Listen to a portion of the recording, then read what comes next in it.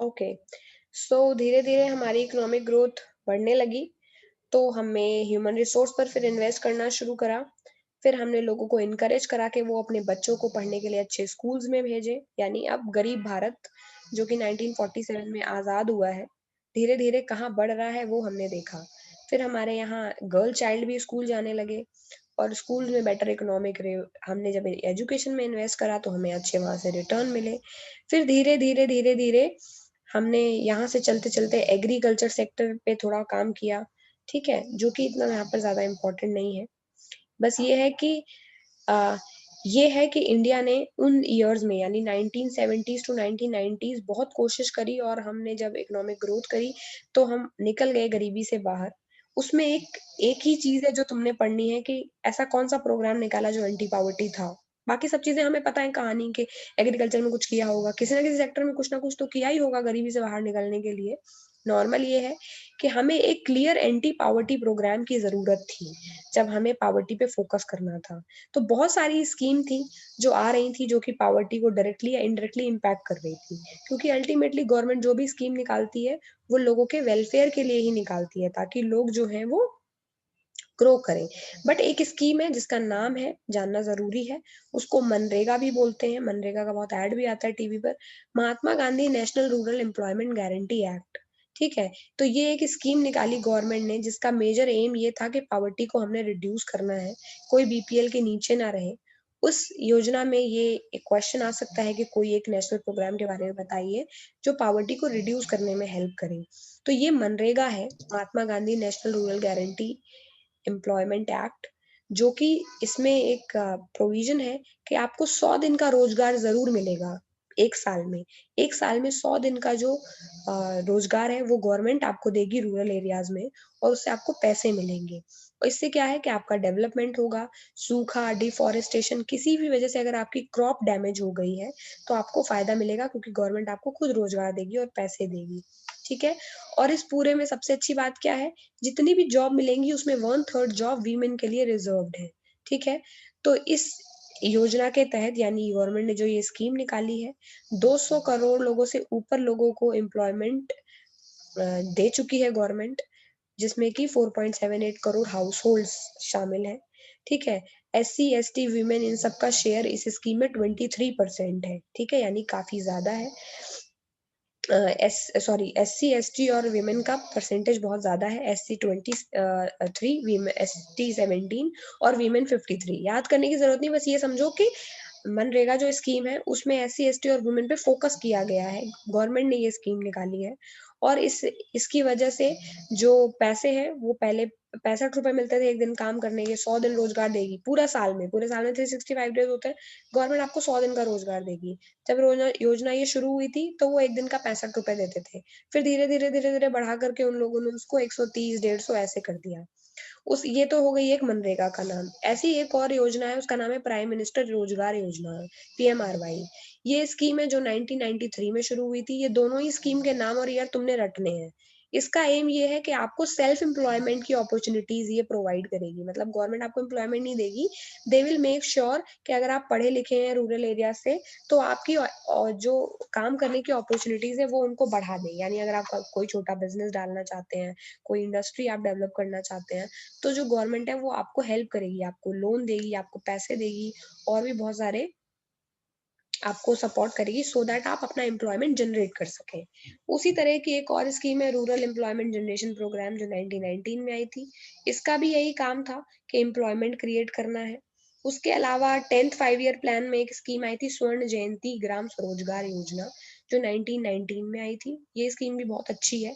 स्वर्ण जयंती ग्राम स्वरोजगार योजना 1919 में आई है और इसका काम ये था कि पुअर फैमिलीज़ को पॉवर्टी लाइन से बाहर निकालना है ताकि उनको एसएचजी में इन्वॉल्व किया जाए।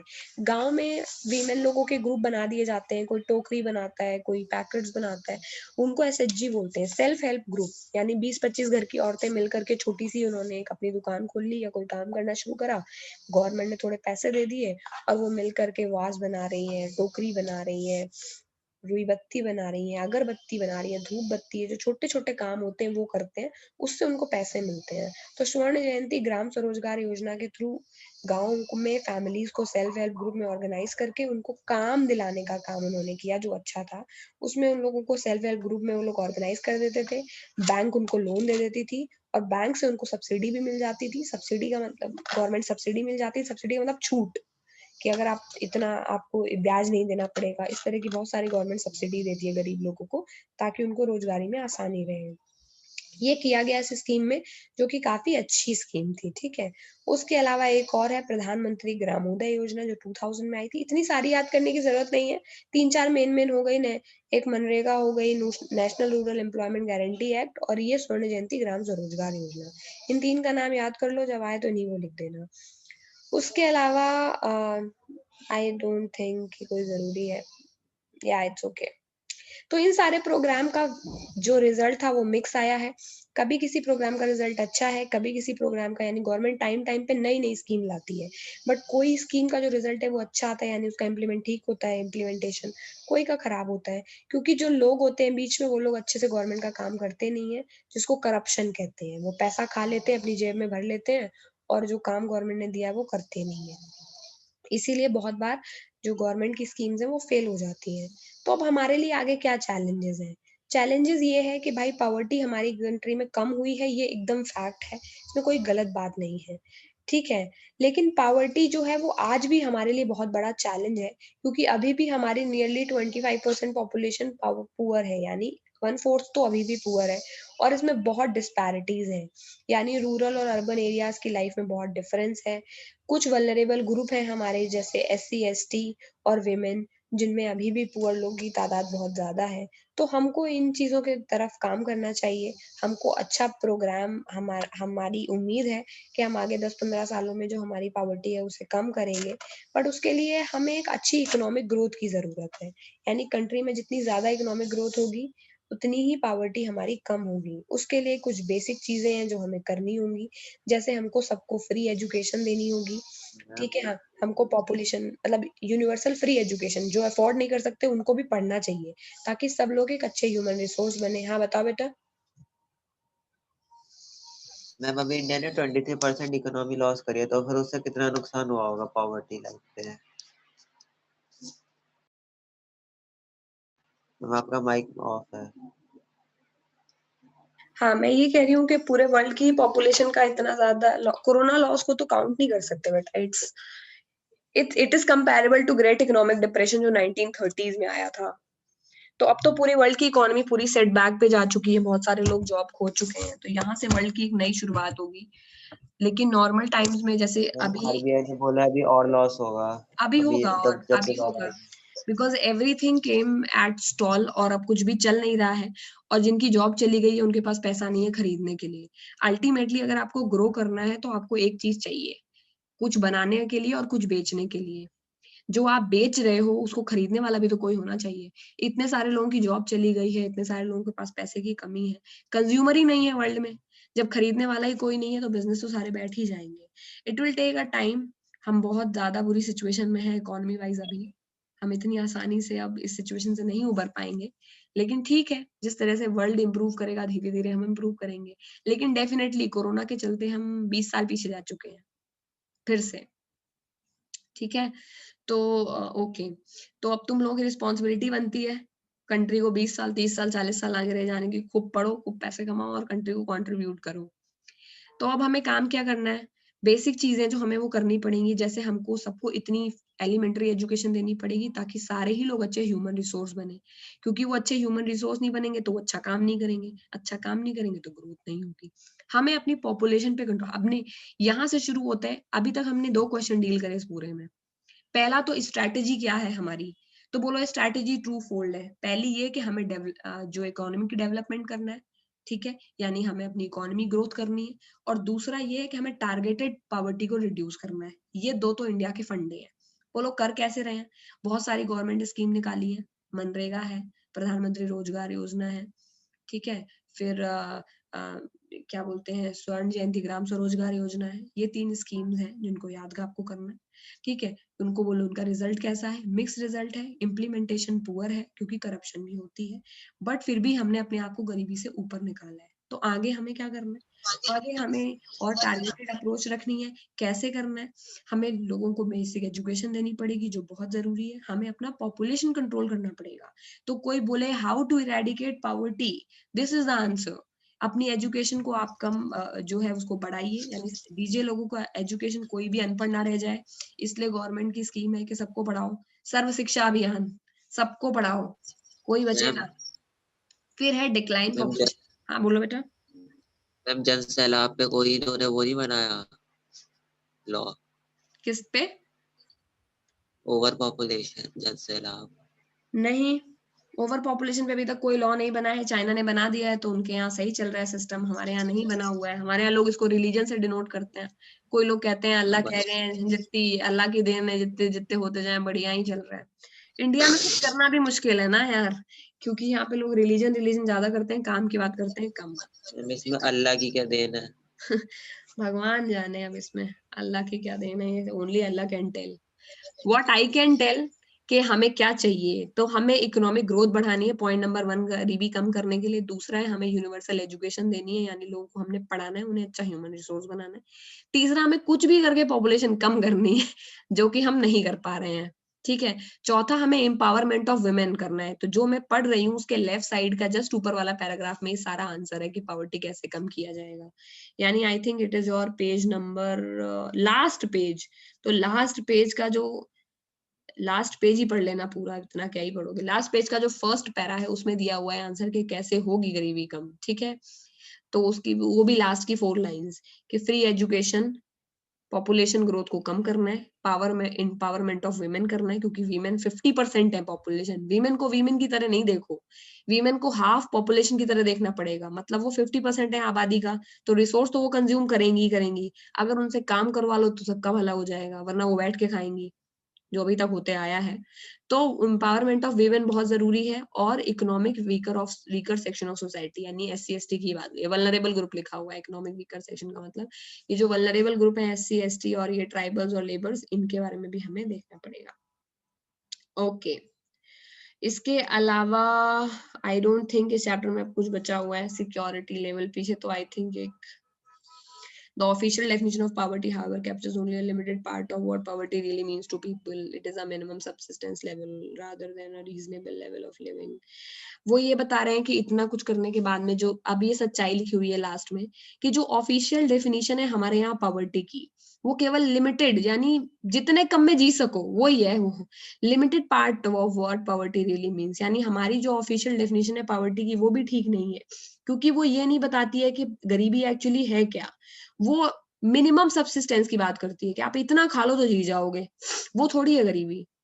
रीजनेबल की बात ही नहीं करते कभी कि यार एक अच्छा छत, एक अच्छा घर, एक अच्छा एजुकेशन, जो हम लोग एक बात कर रहे थे मल्टी डायमेंशनल होती है पॉवर्टी। तो रीजनेबल लेवल ऑफ लिविंग की बात कभी नहीं कही है, मिनिमम लेवल ऑफ लिविंग की बात की गई है। फॉर एग्जाम्पल, अगर मैं ये बोलूँ कि भाई तुम्हें दिन में 2 रोटी मिल रही, तुम जी तो रहे हो, तो तुम पुअर नहीं हो। तो ये तो हमारी ऑफिशियल डेफिनेशन है, बट एक्चुअल डेफिनेशन क्या होनी चाहिए? एक घर है, खाने के लिए अच्छा खाना है, थोड़ी ठीक ठाक जॉब है, बच्चे कुछ नहीं तो सरकारी स्कूल में जा रहे हैं। तो मिनिमम सब्सिस्टेंस की जो हमारी पॉवर्टी की डेफिनेशन है वो भी गलत है। हमें पॉवर्टी की डेफिनेशन चेंज करके करनी चाहिए रीजनेबल लेवल, यानी कि कोई भी इंसान को अगर एजुकेशन मिल रही है लेकिन अच्छे लेवल की नहीं मिल रही है, उसे भी गरीब ट्रीट करो, क्योंकि कोई फायदा नहीं है ऐसी एजुकेशन का, ठीक है। कोई इंसान अगर रोटी खा रहा है लेकिन सूखी रोटी खा रहा है, कोई फायदा नहीं है ऐसी रोटी का, उसको भी गरीब मानो। तो बहुत सारे स्कॉलर्स ये कहते हैं कि हमने जो कॉन्सेप्ट है पॉवर्टी का वो ठीक नहीं लिया है, इसीलिए उन्होंने नया कॉन्सेप्ट निकाला है जिसको वो बोलते हैं ह्यूमन पॉवर्टी, क्योंकि उन्होंने कॉन्सेप्ट को बड़ा कर दिया, ठीक है। ह्यूमन पॉवर्टी का मतलब ये है कि बहुत सारे लोग हैं जो अपने आप को खाना खिला पा रहे हैं, पर क्या उनके पास एजुकेशन है, क्या उनके पास घर है, क्या उनके पास हेल्थ केयर है, क्या जॉब सिक्योरिटी है, क्या कॉन्फिडेंस है? अगर ये सब नहीं है और वो खाना खा पा रहे हैं, इसका ये मतलब नहीं है कि वो गरीब नहीं है। बस वही बात जिससे हमने ये चैप्टर शुरुआत की थी, ठीक है। तो धीरे धीरे आज भी चाइल्ड लेबर दुनिया में बहुत जगह कॉमन है। तो ये लोग आजकल के जो लोग हैं वो नई डेफिनेशन निकाल रहे हैं पावर्टी की, जिसका मतलब ये केवल खाना खाना ही नहीं ये क्राइटेरिया होगा कि आप गरीब नहीं है, आपके पास और भी चीजें होनी चाहिए, एक इज्जतदार जिंदगी होनी चाहिए, नेसेसिटीज लाइफ की जो है वो पूरी होनी चाहिए। In that case only human society को कहा जा सकता है कि वो नो लॉन्गर पुअर है। ठीक है, I think we are already done with this chapter. I have got a little issue in my neck area this time, तो okay. Question number 1 to 9, describe how the poverty line is estimated in India. कर लोगे? अरे हाँ ना तो बोलो, India में कैसे पॉवर्टी लाइन एस्टिमेट की जाती है? पता नहीं है तुम लोगों को, कराया है मैंने।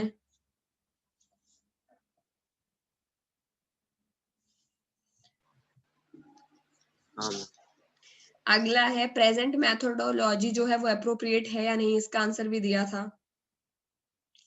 पॉवर्टी ट्रेंड कैसे है इंडिया में 1973 से, अभी कराया है थोड़ी देर पहले, हो जाएगा। Yes ma'am, major reasons of poverty क्या है, हो जाएगा, बताया है।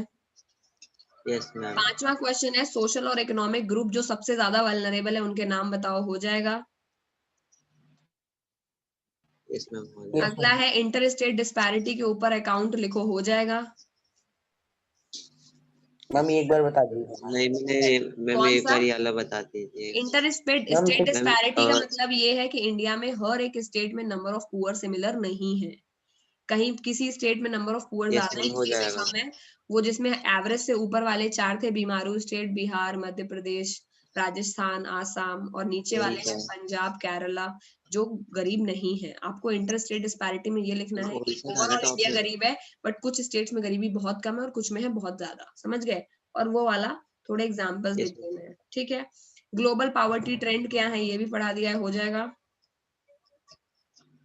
Yes ma'am, global poverty trend का मतलब कि कितने से कितने कम हो गए हम लोग, सब सहारन अफ्रीकन वाला जो पूरा ने डिस्क्राइब करा था, और चाइना और ईस्ट एशियन इकोनॉमीज आगे हैं, सब सहारन अफ्रीकन और जो लैटिन अमेरिकन कंट्रीज हैं वो पीछे हैं, कुछ कंट्रीज एवरेज हैं जैसे इंडिया, नेपाल, भूटान, सब बताया है ना। वो है ग्लोबल पॉवर्टी ट्रेंड जो कि वर्ल्ड बैंक की डेफिनेशन से शुरू होता है। अगला है गवर्नमेंट ओके। स्ट्रेटेजी के बारे में बताओ जो कि पॉवर्टी एलिवेशन पे काम करती हैं। टू प्रोंग्ड स्ट्रेटेजी है, पहला तो डेवलप करना यानी इकोनॉमिक डेवलपमेंट, और दूसरा क्या था, टारगेटेड अप्रोच। फिर उसमें तुम्हें ये भी लिखना है कि कितनी गवर्नमेंट स्कीम चल रही है, 2-3 उनके नाम लिख देना, खत्म हो जाएगा ये आंसर, ठीक है। फिर है कॉन्सेप्ट ऑफ ह्यूमन पॉवर्टी, कर लोगे कि नॉर्मल पॉवर्टी का मतलब केवल होता है हंगर रिलेटेड, यानी जो अभी लास्ट पैरा में पढ़ा, और ह्यूमन पॉवर्टी के कॉन्सेप्ट में आपके पास छत है, घर है, एजुकेशन है, हेल्थ इंश्योरेंस है, ये सब काउंट होता है, ठीक है। अब यस मैम, अभी तो पढ़ा है लास्ट पैराग्राफ, बाकी who are the poorest of poor, poor से पुअर कौन है? शेड्यूल्ड ट्राइब्स और ये सब करेक्ट। नील कास्ट। एक बार चेक कर ले, वैसे सही बोल रहे हो, मैंने ये टर्म कभी कहीं देखा नहीं इस बुक में, चेक करती हूँ मैं। अच्छा, national Rural Employment Guarantee act के फीचर्स बता दिए मैंने। Yes ma'am, yes ma'am. 100 दिन रोजगार मिलेगा, और जो हाँ सीट्स हैं वो मैम रिजर्व है बताया वीमेन, था एससी, एसटी के लिए, ठीक है ना। पहले 63 रुपए था, अब 100 रुपए हो गया है, तो इतने सारे फीचर्स पता तो है। काम है इनका रोजगार यस देना, पॉवर्टी को कम करना। तो हम इन अ वे सारे मैम। क्वेश्चन इसमें ऑलरेडी कर चुके हैं। तुम लोगों को एनसीईआरटी करनी है, और जो मैंने एक्सरसाइज दी है वो भी तुमने, मतलब जो मैंने वर्कशीट दी है वो भी तुमने करनी है। 3-4 क्वेश्चन ओवरलैपिंग मिल जाएंगे, जो क्वेश्चन ओवरलैपिंग मिलेंगे उनको 2 बार ही मत करना, ठीक है। और जो क्वेश्चन सिमिलर रहेंगे उनको और करके कर लेना, that's all I can do. तो टोटल हो गए 25 क्वेश्चन, आई थिंक रिड्यूस होके 20 हो जाएंगे ये। तो ये तुमने करने हैं अगले 5 दिनों में, यानी 14 तक मुझे सबमिट करने हैं, रोज करो 4 क्वेश्चन, ठीक है। मैम अब एक चीज बोलनी है। बोलो बेटा। मैम आपने यूएन की डिबेट के लिए मैसेज